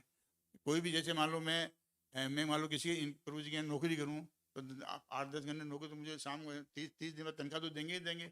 तो भगवान के कोई कमी थोड़ी है, वो तो आपको जितना अपन रिजर्व करते हैं उससे 100 गुना ज़्यादा ही देंगे। भक्ति करने से कभी आज तक मैंने कभी नहीं सुना कि भक्ति करने से धन घटता है। धन तो जो आप बांटोगे, ये तो साइंस कहती है, जो आप बोओगे वही तो काटोगे। जब आप भक्ति, आप है ना अपना धन खूब लगा रहे हो, भगवान की सेवा में लगा रहे हो। मैं तो कुछ भी नहीं था मेरे पास, तो आज भगवान ने दिया हुआ सब कुछ है। मैं तो थोड़ा देता हूँ ज़्यादा आता है, थोड़ा देता हूँ ज़्यादा आता है, थोड़ा देता हूँ ज़्यादा आता है। क्या की कर रहे हैं? पर अगर मान लीजिए किसी ने थोड़ा दिया कुछ आया नहीं उसका वो क्या करे? एक भी उदाहरण ऐसा नहीं, एक भी उदाहरण ऐसा नहीं है जिसने थोड़ा दिया और ज़्यादा आया नहीं, ज़्यादा मतलब कुछ भी नहीं आया, उसका अपना कोई प्रारब्ध हो सकता है कि जिसने मान लो सब कुछ दे भी दिया तो भी नहीं आया, ऐसा हुआ नहीं है। अपन कोई भी नरसिंह जी का उदाहरण लो, कबीर है, रसखान है, अपने विद्याबंधु ठाकुर है, भक्ति जान, क्या जिसने परुबाजी देख लो, प्रभुपाद जी का कहता है जीरो जीरो से हीरो बन गए, दुनिया के हीरो बन गए। हरी वो क्या था उनके पास? कुछ भी नहीं था। कहाँ से आगे 108 मिनट का पैसा किसने दे दिया उनको? कृष्ण ने तो दिया, और कोई थोड़ी देके क्या? ठीक है, निमित्त कोई बना होगा, लेकिन भेजा तो कृष्ण ने ना उनको। तो भगवान कृष्ण ने प्रभुपाद जी को क्या नहीं दिया? उन्होंने भगवान ने उन्हें खूब साधना किया, खूब तप किया, खूब भक्ति की उन्होंने। अब उनको इन रिटर्न क्या नहीं दिया? प्रभुपाद जी जितना किया उसका 1000 गुना दिया है। आज दुनिया में ऐसा कोई आदमी जिसका पैसा प्रतिशत तीनों है, किसी के पास नहीं है। किसी का पद होगा, किसी का पैसा होगा, किसी का प्रतिष्ठा होगी, दो भी हो सकते हैं। प्रभुपाद जी का पद भी था, जगत गुरु, विश्व गुरु पद है उनके पास। और पैसा इतना 108 मंदिर बना दिए, हजारों लाखों ग्रंथ बांट दिए। और प्रतिष्ठा ऐसी कि जो आज 24 घंटे आज उनका नाम ले रहे हैं लोग, आज कहीं ना कहीं पूजन कर रहे हैं। तो पद, पैसा, प्रतिष्ठा, तीनों चीजें जो एक आदमी की रिक्वायरमेंट होती है, वो तीनों चीजें प्रभुपाद जी को मिली। किससे मिली? कृष्ण ने दी। और कौन देने वाला? निमित्त कोई बन गया होगा, लेकिन दी तो कृष्ण ने ना। और कितना दिया? जीरो से सुपर हीरो कहाँ तक दे दिया, बताओ आप। तो प्रभु जी मेरी तो नॉलेज में एक भी आदमी ऐसा नहीं है जिसने कुछ भगवान के लिए कुछ किया और उन रिटर्न उसको कुछ ना मिला हो। तो मान ली ये लोग भक्ति कर रहे हैं, अपना कार्य भी ठीक से कर रहे हैं, भगवान ने धन संपदा सब कुछ दे दिया, तब तो इनको भगवान से सब कुछ मिल गया है, फिर भक्ति करने की क्या जरूरत है? फिर छोड़ दिया जाए भगवान को। भक्ति भगवत प्राप्ति के लिए देखिए, गोलोक जाना है तो भक्ति करनी ही पड़ेगी। उसके बाद भक्ति के अलावा कोई दूसरा रास्ता नहीं है। मैंने ही बताया था, आप बालू से तेल निकाल लो, पानी से घी निकाल लो, संभव हो सकता है। सूरज पश्चिम में उग जाए, शायद उग सकता है। बिना भक्ति के किसी को गोलोक मिल जाए, वैकुंठ लोक मिल जाए, असंभव असंभव असंभव। तो आपको भगवत प्राप्ति यानी गोलोक जाना, वैकुंठ लोक जाना, भगवत प्राप्ति करनी है तो आपको भक्ति ही करनी पड़ेगी।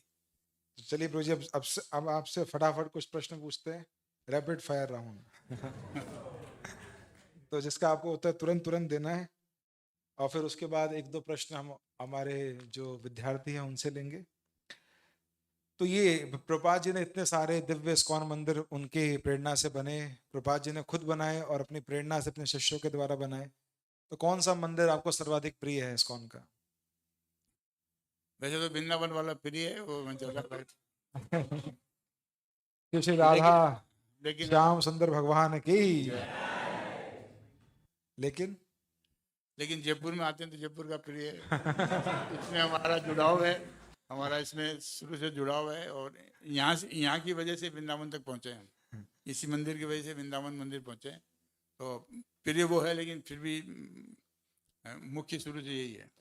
अच्छा, कृष्ण भक्ति में आपका सबसे प्रिय अंग कौन सा है नवदा भक्ति के अंग? नवदा भक्ति, हाँ, नवदा भक्ति में 3 है शुरू में। वैसे स्मरण जो है ना, जिसे बोलते हैं ना मेडिटेशन बोलते हैं अपन, चांटिंग जो करते हैं, ये सबसे बढ़िया है। जैसे श्रवणम कीर्तन इसमें 3 चीज़ें नवदा भक्ति में, 9 में से 3 चीज़ें जो मुख्य है कि आप ना मुख से कीर्तन करते रहो और कान से श्रवण कर रहे हो। पहले श्रवण लिखा हुआ है, फिर कीर्तन लिखा हुआ है, फिर स्मरण लिखा हुआ है। तो भाई 3 चीज़ें मुख्य है नवदा भक्ति में, 3 मुख्य, और सबसे मुख्य है स्मरण चांटिंग करते रहो, भगवान को याद करते रहो। हरि बोल। और सबसे प्रिय ग्रंथ कौन सा है आपका? किस ग्रंथ से सबसे ज्यादा प्रेरणा मिलती है आपको? भगवत गीता से, भगवान की खुद की वाणी है, उनके हृदय से निकली हुई है, उनके मुख से निकली उनकी हृदय वाणी है। जो ग्रंथ भगवान, एकमात्र यही तो ग्रंथ है जो भगवान ने खुद ने बोला। बाकी तो कोई ग्रंथ व्यास जी ने लिखे या वाल्मीकि जी लिखे या किसी ने लिखे, ये एकमात्र ऐसा ग्रंथ है जो सबसे ज्यादा प्रिय है। भगवत वाणी भगवत गीता यथारूप की। अगर आपको श्रील प्रभुपाद जी को डिस्क्राइब करना हो कुछ शब्दों में या एक शब्दों में, तो क्या शब्द चूज करेंगे आप उनके लिए? स्पिरिचुअल मोटिवेटर, पूर्वा जी जैसे न था, न है, न हो कभी। कोई एक ऐसा गुण जिससे आप श्रील प्रभुपाद जी से बहुत प्रेरित हैं? पूर्वा जी हमेशा बोलते हैं प्रचार प्रसार के लिए बोलते हैं, नहीं भाई प्रचार और प्रसार जितना हो। उन तो एक जगह ये भी लिखा है कि कभी भाई जी को प्रॉब्लम हो तो मंदिर बेचकर भी यदि प्रचार प्रसार बुक्स बांटनी पड़े तो बांटनी चाहिए। प्रचार प्रसार मुझे सबसे अच्छा। Preaching is the essence. Prabhupada बोलते थे प्रचार ही सार है। तो आप आध्यात्मिक जीवन से इतने समय में हैं, तो भगवान अगर आपके सामने उपस्थित हो गए तो क्या आपकी क्या आध्यात्मिक अभिलाषा है, क्या इच्छा है आपकी आध्यात्मिक भगवान के सामने? भगवान 24 घंटे हमारे साथ ही रहते हैं, आप सभी साथ में रहते हैं। वो प्रकट हो न हो एक ही बात है, 24 घंटे साथ में रहते हैं। और प्रकट हो भी गए तो मांगना क्या, वो सर्व तो अंतर्यामी है, सबको उनको पता ही है। हमें तो गोलोक से नीचे कुछ चाहिए नहीं है।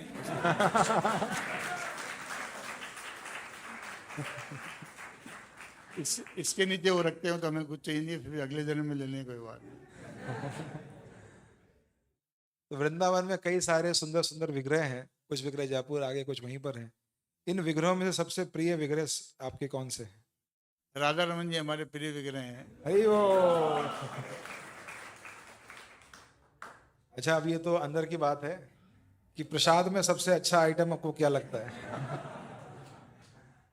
प्रसाद में तो भगवान का भेजा हुआ प्रसाद होता है, वो तो सारे अच्छे होते हैं। उसमें प्रसाद में यदि अपन बोलेंगे, इसमें प्रसाद का एक नियम हो रहा है, यदि आपने सब्जी में नमक कम और नमक दोबारा ले लिया तो इसका मतलब है कि भगवान का आपने अपराध कर दिया।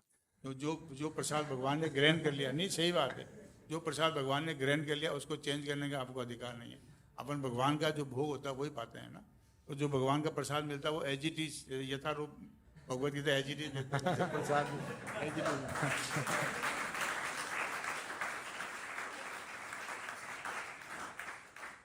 प्रसादम यथारूप की जय। और अगर आपको भगवान बहुत समृद्धि, और जैसे आप तो वैसे ही बहुत समृद्ध हैं, और समृद्धि दे, तो आप क्या और करना चाहेंगे भगवान की सेवा में? क्या आपकी ऐसी आध्यात्मिक अभिलाषाएं हैं प्रचार प्रसार को लेकर के? तो प्रचार प्रसार ही करना, आज देता है उतना दे दो, उसे 1000 गुना दे दो, करना प्रचार प्रसार ही है। एक ही काम करना, जिस तरह से वो डायरेक्शन देगा आप कैसे करना है वो करना, नहीं करना प्रचार प्रसार ही है। और बुक्स डिस्ट्रीब्यूशन से सबसे ज़्यादा प्रिय लगता है, ये मैं करता रहता हूँ। मैं कम से कम 1 लाख ग्रंथ हर साल बांटता हूँ अलग अलग तरीके। तो और पैसा देगा तो 10 लाख बांटेंगे, 20 लाख बांटेंगे, जो जो देगा उसी में लगाना। प्रचार प्रसार सर्वश्रेष्ठ है मेरे लिए। जितना भगवान देंगे उतनी ज्यादा पुस्तकें बांटेंगे। हरि वो। हमारे शिल प्रभुपाद, हमारे आचार्यों का यही भाव था। सब लोग चैतन्य महाप्रभु से लेकर के भक्ति सिद्धांत महाराज तक सब पुस्तक वितरण के प्रति सबसे ज्यादा समर्पित थे। भक्ति सिद्धांत महाराज बोलते थे ये संकीर्तन इत्यादि हम सब करते हैं, पर ये कुछ समय तक, कुछ दूरी तक पहुंच पाते हैं, हमारे प्रवचन भी कुछ दूरी तक पहुंच पाते हैं, पर ये पुस्तक वितरण के द्वारा हम पूरे विश्व में पहुंच सकते हैं और पूरे विश्व को, लोगों को श्री कृष्ण का संदेश पहुंचा सकते हैं। तो एक प्रश्न इसमें और है आपसे कि भक्ति में आने के बाद आपके मित्रों की संख्या घटी है कि बढ़ी है? भक्ति के में आने के बाद हमारे तो पूरा विश्व मित्र हो गया। और वैसे बेस्ट फ्रेंड हमारे कृष्ण ही हैं, हमें किसी दूसरे मित्र की जरूरत नहीं। जो हमें कॉलेज लाइफ में मित्र थे वैसे मित्रों की हमें कोई ज़रूरत नहीं है। और इस समय तो, उस समय तो लिमिटेड थे, अब तो अनलिमिटेड है। सारे आप लोग सब मेरे मित्र ही हैं, अपन साथ में पूरा पूरा विश्व मित्र हो गया। एक बात और मैं बता रहा था, वो भगवान कृष्ण ने जो भक्ति के बारे में पूछा था उस समय, गीता जो है भगवत गीता, उसमें 4 बातें लिखी भूमिका में, गीता की भूमिका में लिखी। एक ही शास्त्र हो भगवत गीता, एक ही इष्ट हो भगवान कृष्ण, एक ही मंत्र हो महामंत्र, और एक ही सेवा हो लगातार प्रेम में सेवा। ये 4 चीज़ें आप कर लो, मन से चारों चीज़ें कर लो, भगवत प्राप्ति होगी, गोलोक प्राप्ति होगी, 100% होगी, 100%। कई भक्त ऐसा ही बोलते हैं, प्रभु जी कभी कभी यहाँ पर ऐसे लोग आते हैं, आप जैसे संपन्न लोग, तो आप तो संपन्न हो चुके हैं इसलिए आप भगवान के बारे में बहुत बोल रहे हैं, अभी तो हम तो असंपन्न हैं, अभी तो हमारे पास कुछ है ही नहीं, तो क्या ऐसा विश्वास हम भी करके भगवान के प्रति आगे बढ़ सकते हैं? नहीं, मैं संपन्न जो भी हूँ, जितना भी हूँ, लेकिन मेरे को संपन्न बनाया किसने? जीरो से यहाँ तक पहुँचाया किसने? कृष्ण ने पहुँचाया, इस गीता ने पहुँचाया। तो गीता पढ़ो, पढ़वाओ, भगवान कृष्ण को मानो, महामंत्र मन से करो।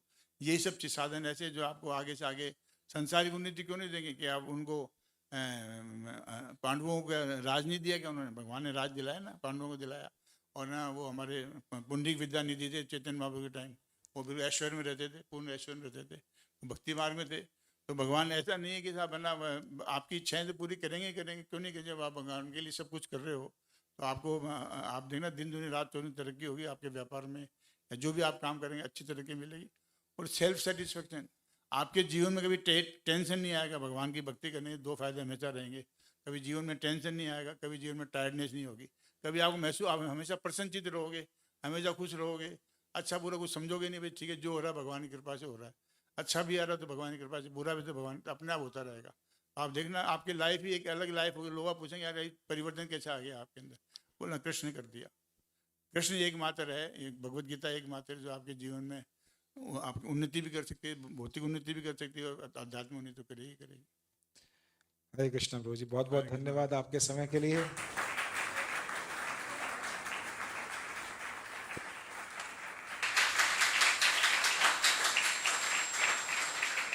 तो मैं आप सभी लोगों से पूछना चाहता हूँ, आप सभी लोगों को प्रभु जी से मिलकर कैसा लगा? तो कोई दो प्रश्न हम अभी विद्यार्थियों के ले लेंगे। कोई प्रश्न है किसी के? कोई पूछना चाहते हैं तो हैंड रेज कर सकते हैं। कोई दो प्रश्न ही लेंगे क्योंकि हमको आगे और कार्यक्रम में जाना है, प्रभु जी की व्यस्तता है आगे। प्रभु जी, अगर कोई नाम जप करे लेकिन कम टाइम में, लेकिन पूरा मन लगाते, पूरा एकदम ध्यान मन पूरा भगवान में लगा के, तो पूरा लगा दिया आपने, और कम करना है, कम करने के लिए पूरा मन लगा देंगे। आपने जैसे बोला कि समझ गया, आपकी भावना मैं समझ रहा हूँ। तो इनका कहना है प्रभु जी कि 16 माला जो आप बोलते हो करने के लिए, अगर जरूरी थोड़ा है 16 माला ही करें, अगर हम एक माला भी पूरा ही मन लगा के कर दें तो क्या वो लाभ नहीं मिल जाएगा? आपको जितनी मालाएं करनी है वो मन लगा के ही करनी है। आप जप माला से चाहे एक करें चाहे दो करें, जितनी ज़्यादा करें वो अच्छा, एक भी करें तो कोई बात नहीं, मन लगा के करनी है। लेकिन स्मरण 24 घंटे रखना है, ये ध्यान रखना। आप उन्हें भगवान को always remember Lord Krishna, never forget him, never forget him.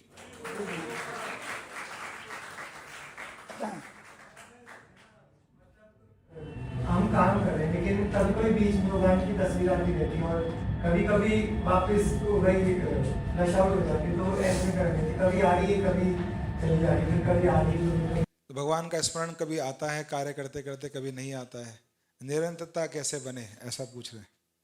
ये भगवान ने, अर्जुन ने पूछा था गीता के अंदर भगवान कृष्ण से, तो ये मन बड़ा, इसको मन को लगातार अभ्यास करने से ही होगा। आप जो निरंतरता जो चाहते हैं, क्योंकि अपन अनंत जन्मों की अपन प्रैक्टिस है कि अपन भगवान की से विमुख है, तभी धरती पे आए हुए हैं। तो उस प्रैक्टिस को के लिए वो जो बीच में इसमें आपने खत्म हो जाता है, उसकी वजह है कि पिछले जन्मों के अपने कुछ ना 19-20 रहे होंगे।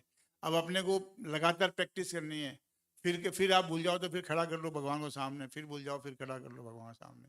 हमेशा भगवान को सामने रखो, वही आपको सक्सेसफुल देगा अपनी स्पिरिचुअल लाइफ में और भौतिक लाइफ में, दोनों में।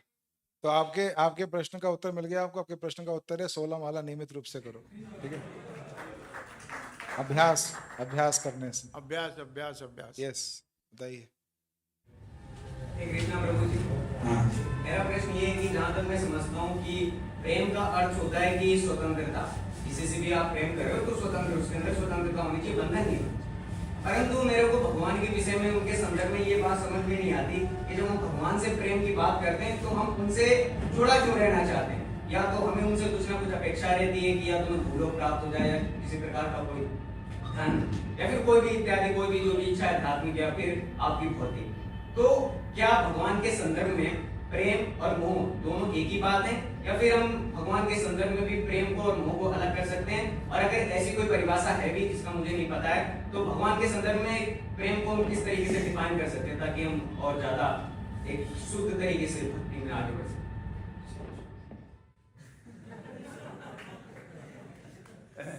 ये पूछना क्या चाह रहे हैं? प्रेम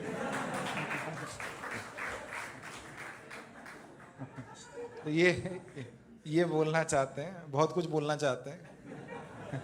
तो एक जो बात बोलना चाहते हैं कि प्रेम का अर्थ है बंधनों से नहीं बांधा जाए, स्वतंत्रता। तो भगवान फिर बंधनों से क्यों बांध देते हैं हमको, कई सारे बंधनों से? शायद ऐसा कुछ प्रश्न है इनका। और एक और प्रश्न है कि भगवान से के प्रेम करते हैं तो उसमें इच्छा क्यों है गोलोक जाने की या कुछ करने की?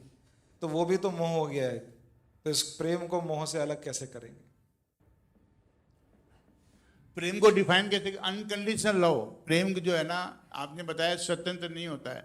यदि आप किसी से प्रेम करते हैं तो आप उनसे बंधे हुए हैं। यदि आपने अपनी धर्मपत्नी से प्रेम किया तो आप उनसे बंधे हुए हैं। भगवान से प्रेम करने का मतलब ये है कि आप स्वतंत्र नहीं हैं। किसी से भी आप, किसी भी दो आदमी आपस में प्रेम होगा तो स्वतंत्रता कैसे होगी? आपस में एक दूसरे के प्रति प्रेम है तो बंधे हुए तो हो ही गए ना। तो आप बिना बिना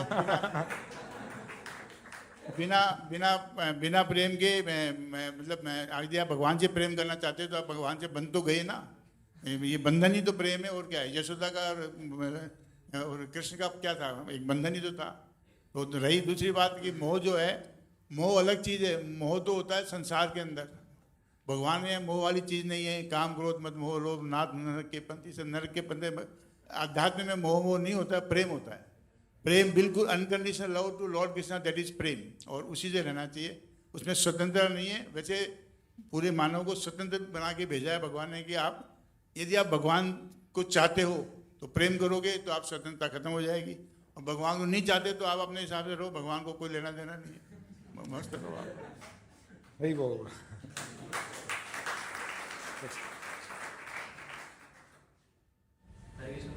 प्रश्न मेरा ये है कि जैसे आज के टाइम पे कोई कॉलेज यूथ होता है, उसको सेल्फ हेल्प बुक्स का पढ़ने का एक फोमो जो चढ़ा रहता है कि रिच डैड पुअर डैड, ये बुक्स और ये बुक्स, तो भक्तों को भी इनकी जरूरत पड़ती है, या फिर कोई ऐसी चीज है जो प्रभुपाद बुक में नहीं है जो इनको ऐसा पढ़ के ही मिलेगी, ऐसा कुछ?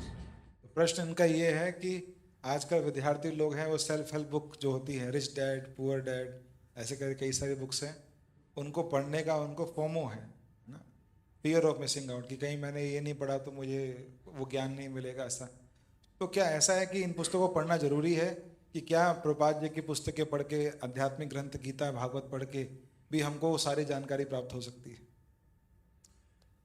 गीता भागवत या आध्यात्मिक ग्रंथ पढ़ के आपको आध्यात्मिक जानकारी सारी हो सकती है, और आपके जीवन में भौतिक सफलता पूर्ण रूप से आएगी, इसमें कोई दो राय नहीं है।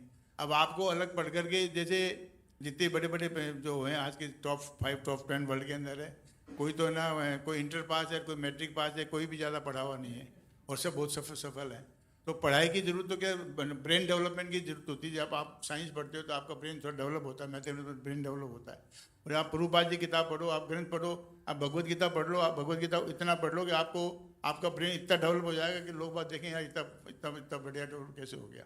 तो ये अदर किताब तो आपको संसारिक उपलब्धता के लिए, उसके लिए उपलब्धि के लिए पढ़ते हो आप लोग, बाकी इसकी विशेष जरूरत है नहीं, और इनमें ऐसा कुछ लिखा हुआ नहीं है। और इनके राइटर्स भी कोई ज़्यादा कोई सफल नहीं है। जितने मोटिवेशनल स्पीकर हैं, 1-2 लाख रुपये लेते हैं, और गला फाड़ फाड़ के जो जगह जगह डोलते फिरते हैं, यदि वो इतने ही सफल हो सकते हैं तो फिर खुद ही बना लेते पैसा अपना। तो सबसे बड़े मोटिवेशनल स्पीकर कौन है? कृष्णम वंदे जगत गुरु, वही है बस। जीवन में 5G का ध्यान रखो आप, गुरु गोविंद गीता, गुरु मंत्र, और गुरु और गोविंद की सेवा, यानी वैष्णव की सेवा। गुरु मतलब वैष्णव सेवा, तो इसी में लगे रहो, यही जीवन का सफलता प्रदान करेगी। और आपको पता नहीं इतनी ऊंचाइयों में ले जाएगा जब आपको पता है। आप खुद ही सोचोगे भगवान कृष्ण ने क्या किया। मेरे साथ तो कृष्ण ने किया।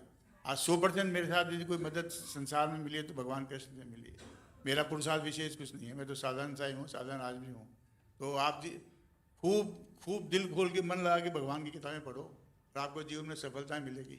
सफलताएं तो आपके सामने बिल्कुल ऐसे, जैसे सिद्धियाँ और सफलताएं तो ऐसे सामने डांस करेगी आपके सामने, ये सब नहीं, हकीकत है ये। इनको आज रात में नींद नहीं आएगी तो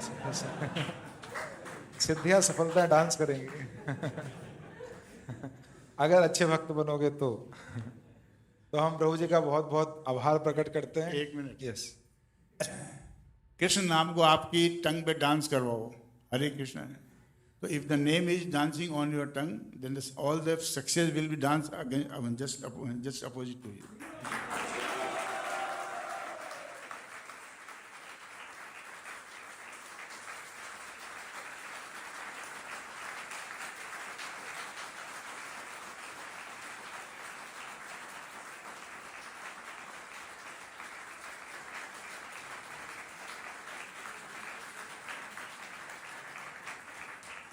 हरे कृष्ण।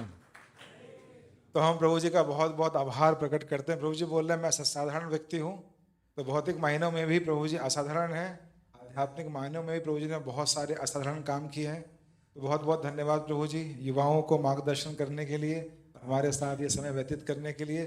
हम सबको बहुत प्रेरणा मिली आपके उत्तरों से, आपके भगवान के प्रति समर्पण से, आपके भगवान के प्रति विश्वास से, और आपके जो पूरा जीवन रहा है ये 20-25 वर्षों का आध्यात्मिक जीवन, उससे। तो हम प्रभु जी का पूरे हृदय से धन्यवाद करेंगे एक बार हरे कृष्ण महामंत्र पढ़ते हुए। हरे कृष्णा कृष्णा कृष्णा हरे हरे, हरे